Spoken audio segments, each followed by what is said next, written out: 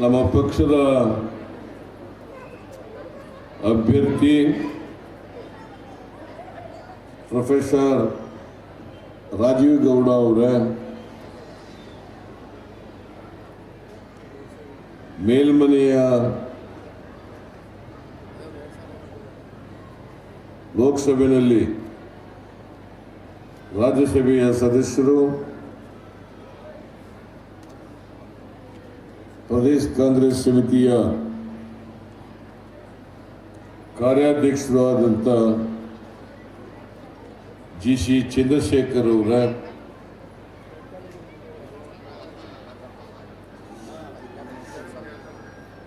ಮಾಜಿ ಮಂತ್ರಿಗಳು, ನಮ್ಮ ಗ್ಯಾರಂಟಿ ಯೋಜನೆಗಳ ಅನುಷ್ಠಾನ ಸಮಿತಿಯ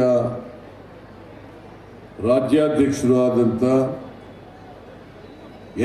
ಎಂ ರೇವಣ್ಣ ಅವರ, ಮೇಲ್ಮನೆಯಲ್ಲಿ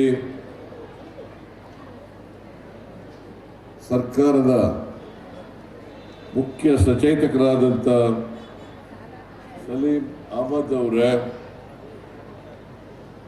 ಮೇಲ್ಮನೆಯ ಸದಸ್ಯರಾದಂಥ ನಾಗರಾಜ್ ಯಾದವ್ ಅವರ, ನಮ್ಮ ಪಕ್ಷದ ಉತ್ತರ ಲೋಕಸಭಾ ಕ್ಷೇತ್ರದ ಅಧ್ಯಕ್ಷರಾದಂಥ ಶ್ರೀ ವಾಜಿದ್ ಅವರ, ಈ ಕ್ಷೇತ್ರದ ಅಭ್ಯರ್ಥಿಯಾಗಿದ್ದಂಥ ಮಾಜಿ BBMP ಸದಸ್ಯರು ಆದಂಥ ಶ್ರೀ ಕೇಶವಮೂರ್ತಿ ಅವರ, ಮಂಜುನಾಥ್ ಗೌಡ ಅವರ, ಎಂ ಶಿವರಾಜು ಅವರ, ಎಂ ಸುಧೀಂದ್ರ ಅವರ, ರಾಮಕೃಷ್ಣ ಅವರ, ಬ್ಲಾಕ್ ಕಮಿಟಿ ಅಧ್ಯಕ್ಷರು, ಶ್ರೀ ನಟರಾಜ್ ಅವರ, ಬ್ಲಾಕ್ ಕಮಿಟಿ ಅಧ್ಯಕ್ಷರು, ವೇದಿಕೆ ಮೇಲಿರ್ತಕ್ಕಂಥ ಎಲ್ಲ ನಮ್ಮ ಪಕ್ಷದ ಮುಖಂಡರುಗಳ, ಇಲ್ಲಿ ಸೇರಿರ್ತಕ್ಕಂಥ ಎಲ್ಲ ಆತ್ಮೀಯ ನಾಗರಿಕ ಬಂಧುಗಳ, ತಾಯಂದಿರೇ, ಎಲ್ಲ ಯುವಕ ಮಿತ್ರರೇ, ಮಾಧ್ಯಮದ ಗೆಳೆಯರೇ, ಈ ತಿಂಗಳು 26ನೇ ತಾರೀಕಿಗೆ ಕರ್ನಾಟಕದಲ್ಲಿ ಮೊದಲನೇ ಹಂತದ ಚುನಾವಣೆ ನಡೀತಾ ಇದೆ. ಕರ್ನಾಟಕದ 14 ಲೋಕಸಭಾ ಕ್ಷೇತ್ರಗಳಲ್ಲಿ ಮೊದಲನೇ ಹಂತದ ಚುನಾವಣೆ ನಡೀತದೆ. ಅದರಲ್ಲಿ ಬೆಂಗಳೂರು ಉತ್ತರ ಲೋಕಸಭಾ ಕ್ಷೇತ್ರನೂ ಕೂಡ ಸೇರಿದೆ. 26ನೇ ತಾರೀಕು ಯಾವ ಅಭ್ಯರ್ಥಿ ಲೋಕಸಭೆಗೆ ಹೋಗಬೇಕು, ಯಾರು ನಿಮ್ಮನ್ನ ಸಮರ್ಥವಾಗಿ ಪ್ರತಿನಿಧಿಸ್ತಾರೆ, ಯಾರಿಗೆ ನಿಮ್ಮ ಪ್ರತಿನಿಧಿಯಾಗಿ ಮಾಡ್ಕೊಂಡ್ರೆ ಕರ್ನಾಟಕಕ್ಕೆ ಆಗಿರ್ತಕ್ಕಂಥ ಅನ್ಯಾಯವನ್ನು ವಿರೋಧ ಮಾಡ್ತಾರೆ, ನ್ಯಾಯಕ್ಕೋಸ್ಕರ ಹೋರಾಟ ಮಾಡ್ತಾರೆ ಅಂತ ಅಭ್ಯರ್ಥಿಯನ್ನ ಆಯ್ಕೆ ಮಾಡಬೇಕಾಗಿರ್ತಕ್ಕಂಥದ್ದು ನಿಮ್ಮೆಲ್ಲರ ಕರ್ತವ್ಯ ಅಂತೇಳಿ ನಾನು ಭಾವಿಸ್ಕೊಂಡಿದ್ದೇನೆ. ನಾವು ನಮ್ಮ ಪಕ್ಷದ ವತಿಯಿಂದ ಈ ಬಾರಿ ಉತ್ತರ ಲೋಕಸಭಾ ಕ್ಷೇತ್ರಕ್ಕೆ ಪ್ರೊಫೆಸರ್ ರಾಜೀವ್ ಗೌಡ ಅವರನ್ನು ಅಭ್ಯರ್ಥಿಯನ್ನಾಗಿ ಮಾಡಿದ್ದೇವೆ.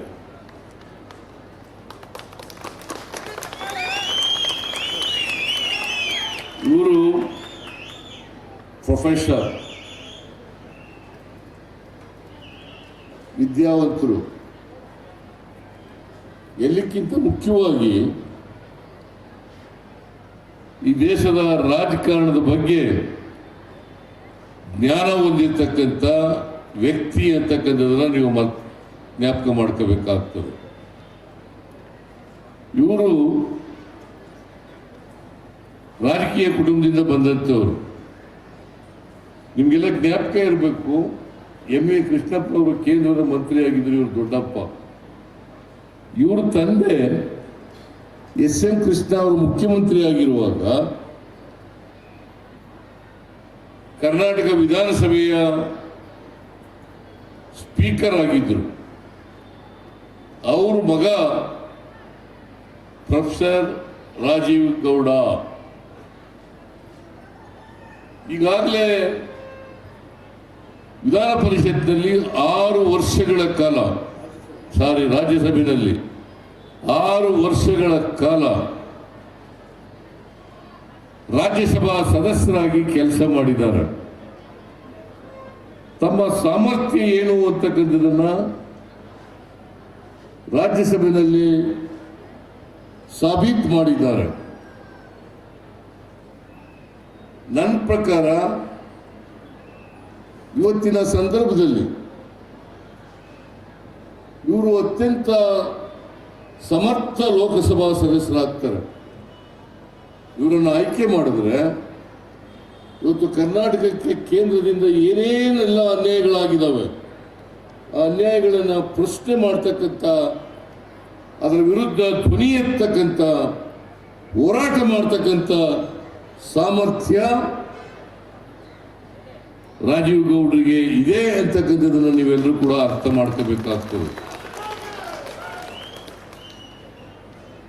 ನಿಮಗೆಲ್ಲ ಗೊತ್ತಿದೆ, ಕರ್ನಾಟಕಕ್ಕೆ ಇವತ್ತು ತೆರಿಗೆ ಹಂಚಿನಲ್ಲಿ ದೊಡ್ಡ ಅನ್ಯಾಯ ಆಗಿದೆ. ತೆರಿಗೆ ಹಂಚಿಕೆಯಲ್ಲಿ ದೊಡ್ಡ ಅನ್ಯಾಯ ಆಗಿದೆ.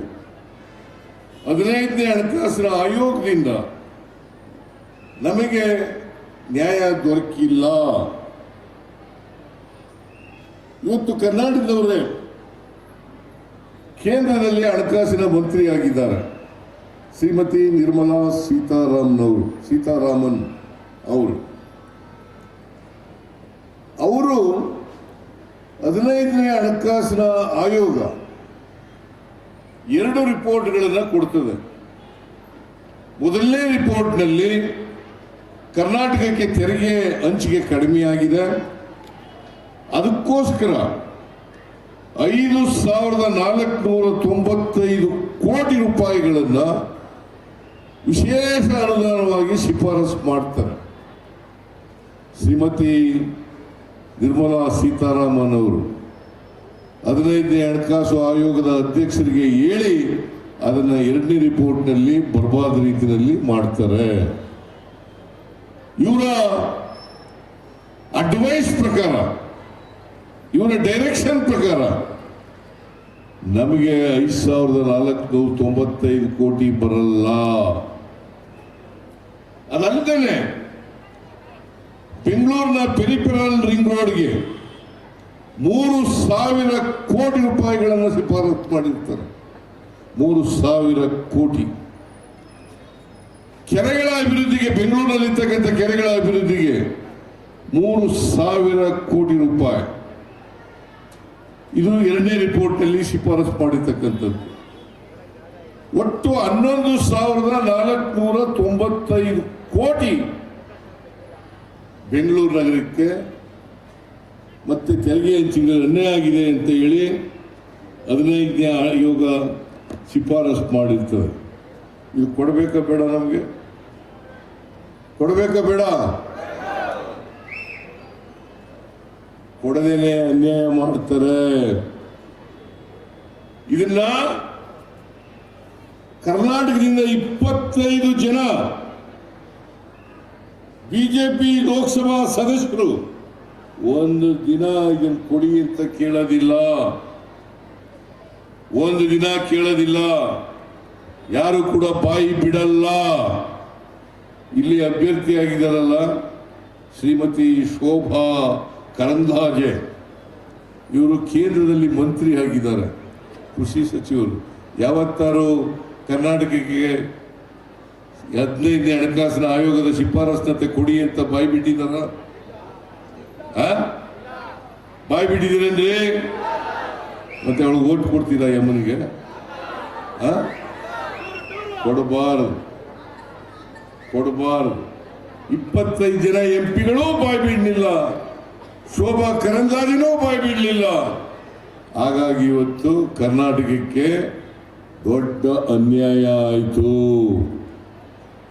ದೊಡ್ಡ ಅನ್ಯಾಯ ಆಯಿತು. ಮೇಕೆದಾಟು ಯೋಜನೆ ನಾನು DK ಶಿವಕುಮಾರ್ ನಾವೆಲ್ಲರೂ ಕೂಡ ಪಾದಯಾತ್ರೆ ಮಾಡಿದ್ರು.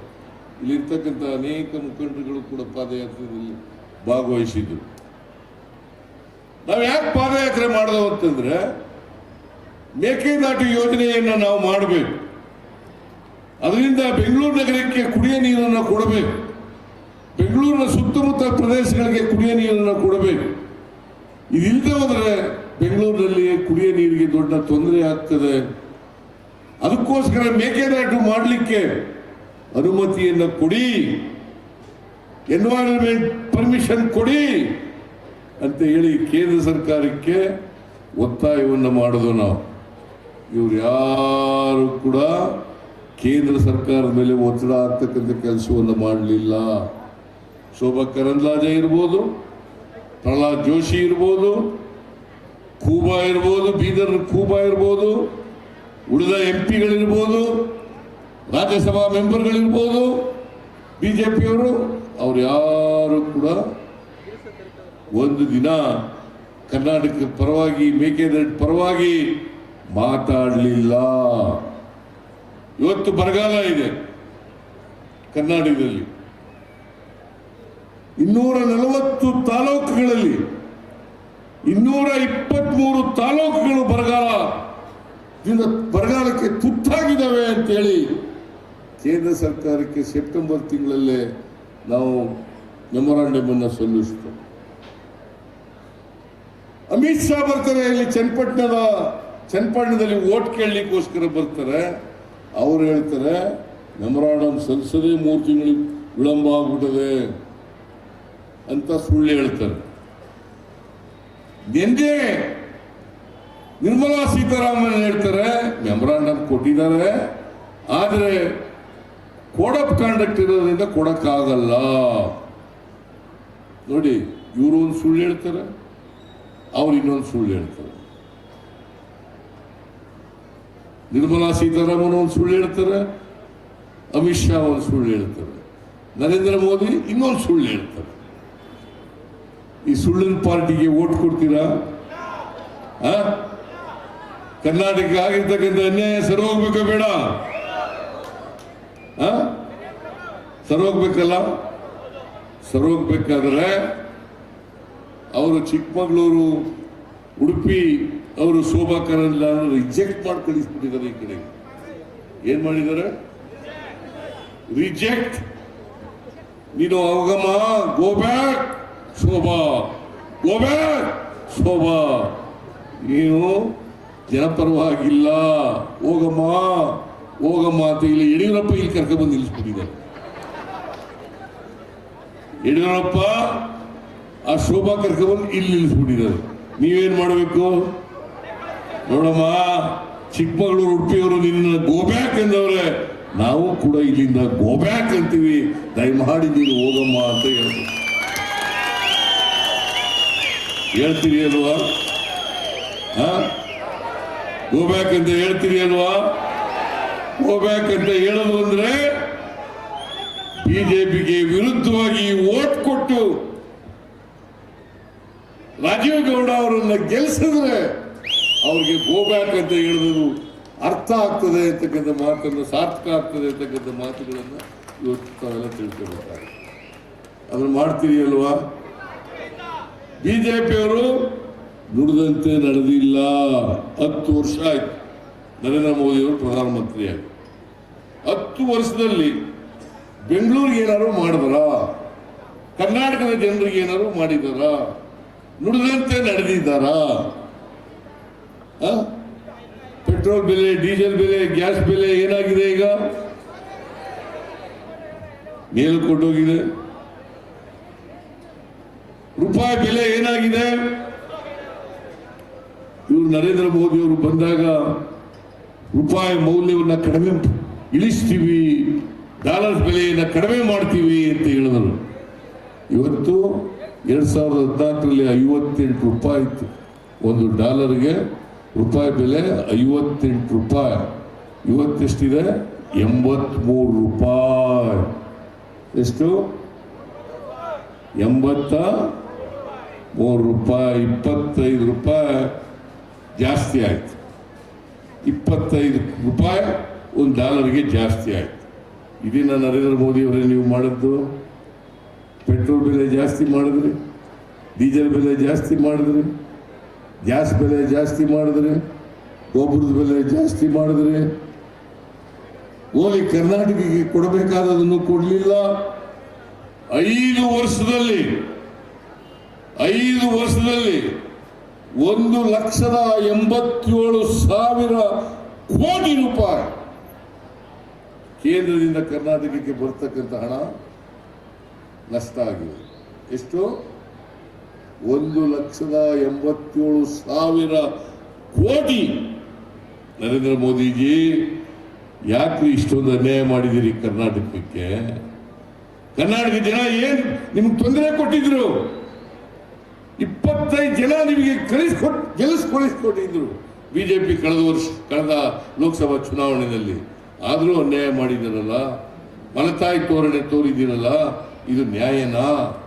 ಈ ನ್ಯಾಯ ಪ್ರಶ್ನೆ ಮಾಡ್ಬೇಕಾ ಬೇಡ? ಶೋಭಾ ಕರಂದ್ಲಾಜೆ ಮಾಡಲಿಲ್ಲ.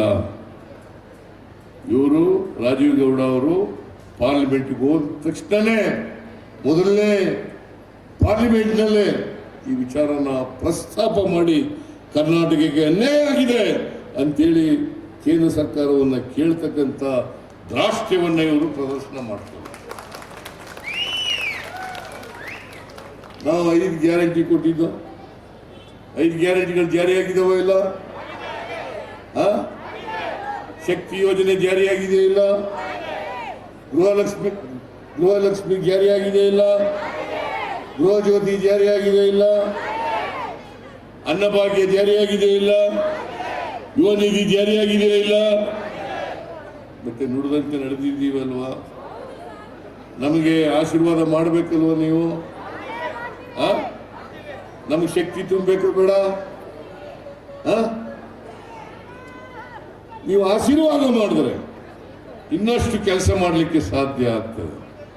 ಕೇಂದ್ರ ನಮ್ಮ ಹೈಕಮಾಂಡ್, ನ್ಯಾಷನಲ್ ಪಾರ್ಟಿ, ರಾಷ್ಟ್ರೀಯ ಕಾಂಗ್ರೆಸ್ ಪಾರ್ಟಿ ಇವತ್ತು 25 ಗ್ಯಾರಂಟಿಗಳನ್ನು ಘೋಷಣೆ ಮಾಡಿದೆ. ಆ 25 ಗ್ಯಾರಂಟಿಗಳನ್ನು ನಾವು ಅಧಿಕಾರಕ್ಕೆ ಬಂದರೆ ಕೇಂದ್ರ ಸರ್ಕಾರದಲ್ಲಿ ಕಾಂಗ್ರೆಸ್ ಪಕ್ಷ ಜಾರಿಗೆ ಕೊಡುತ್ತದೆ. ಯಾಕಂದ್ರೆ ನಮ್ಮೇಲೆ ನಂಬಿ ವಿಶ್ವಾಸ ಇಡಿ, ನಾವು ನುಡಿದಂತೆ ನಡೀತೇವೆ. ಮಾತು ತಪ್ಪಿಸ್ಕೊಳ್ಳಲ್ಲ, ಕೊಟ್ಟ ಮಾತಿಗೆ ತಪ್ಪಿಸ್ಕೊಳ್ಳಲ್ಲ. ಈಗ ಹಿಂದೆ 2013ರಿಂದ 2018ರವರೆಗಿದ್ದಾಗ ನಾನು ಮಾತು ತಪ್ಪಿಸ್ಕೊಂಡಿದ್ನ? ಅನ್ನಭಾಗ್ಯ ಕೊಟ್ಟವ್ರು ಯಾರು? ಕ್ಷೀರಭಾಗ್ಯ ಕೊಟ್ಟವ್ರು ಯಾರು? ಇಂದಿರಾ ಕ್ಯಾಂಟೀನ್ ಮಾಡಿದವ್ರು ಯಾರು? ಸಾಲ ಮನ್ನಾ ಮಾಡಿದವ್ರು ಯಾರು? ಕೃಷಿ ಭಾಗ್ಯ ಮಾಡಿದವ್ರು ಯಾರು? ಮೈತ್ರಿ ಮನಸ್ವಿನಿ ಮಾಡಿದವ್ರು ಯಾರು? ಶಾದಿ ಭಾಗ್ಯ ಮಾಡಿದವ್ರು ಯಾರು? ಶೂ ಭಾಗ್ಯ ಮಾಡಿದವ್ರು ಯಾರು? ನಾವು ಕೊಟ್ಟ ಮಾತಿನಂತೆ ನಡ್ಕೊಂಡಿದ್ದೀವಲ್ಲ. ಈಗ 5 ಗ್ಯಾರಂಟಿಗಳು ಕೊಟ್ಟ ಮಾತಿನಂತೆ ನಡ್ಕೊಂಡಿದ್ದೀವಲ್ಲ. ಮತ್ತೆ ನಾವು ಆಶೀರ್ವಾದ ಮಾಡಬೇಕಲ್ವಾ? ಮಾಡ್ತೀರಿ ಅಲ್ವಾ? ಹಾಗಾದ್ರೆ ರಾಜೀವ್ ಗೌಡ ಅವರಿಗೆ 26ನೇ ತಾರೀಕು, ಇದೇ ತಿಂಗಳು 26ನೇ ತಾರೀಕು ನೀವೆಲ್ಲರೂ ಕೂಡ ಮತಗಟ್ಟೆಗೆ ಹೋಗಿ ಕಾಂಗ್ರೆಸ್ ಪಕ್ಷದ ಚಿಹ್ನೆ ಹಸ್ತ. ಕಾಂಗ್ರೆಸ್ ಪಕ್ಷದ ಚಿಹ್ನೆ ಹಸ್ತ. ಹಸ್ತದ ಗುರುತದ ಮುಂದೆ ಬಟನ್ ಒತ್ತರದ ಮೂಲಕ ಇವರನ್ನ ಲೋಕಸಭೆಗೆ ಕಳಿಸಿಕೊಡ್ಬೇಕು ಅಂತೇಳಿ ನಿಮ್ಮಲ್ಲಿ ಅತ್ಯಂತ ಕಳಕಳಿಯಿಂದ ಪ್ರಾರ್ಥನೆಯನ್ನು ಮಾಡ್ತೀವಿ ಅಲ್ವಾ? ಇವತ್ತು ಕೇಶವಮೂರ್ತಿಗೆ ಶಕ್ತಿ ಬರಬೇಕಾದ್ರೆ, ನನಗೆ ಶಕ್ತಿ ಬರಬೇಕಾದ್ರೆ ಡಿ ಕೆ ಶಿವಕುಮಾರ್ ಶಕ್ತಿ ಬರಬೇಕಾದ್ರೆ ನೀವು ನಮ್ಮ ಅಭ್ಯರ್ಥಿಯನ್ನ ಗೆಲ್ಲಿಸಲೇಬೇಕು. ಗೆಲ್ಲಿಸ್ತೀನಿ ಅಲ್ವಾ? ನೀವೆಲ್ಲ ರಾಜೀವ್ ಗೌಡ ಅವರಿಗೆ ಆಶೀರ್ವಾದ ಮಾಡ್ತೀರಿ ಅಂತ ನಂಬ್ಕೊಂಡು ನನ್ನ ಮಾತನ್ನು ಮುಗಿಸ್ತೇನೆ. ಜೈ ಹಿಂದ್, ಜೈ ಕರ್ನಾಟಕ, ಜೈ ಕಾಂಗ್ರೆಸ್.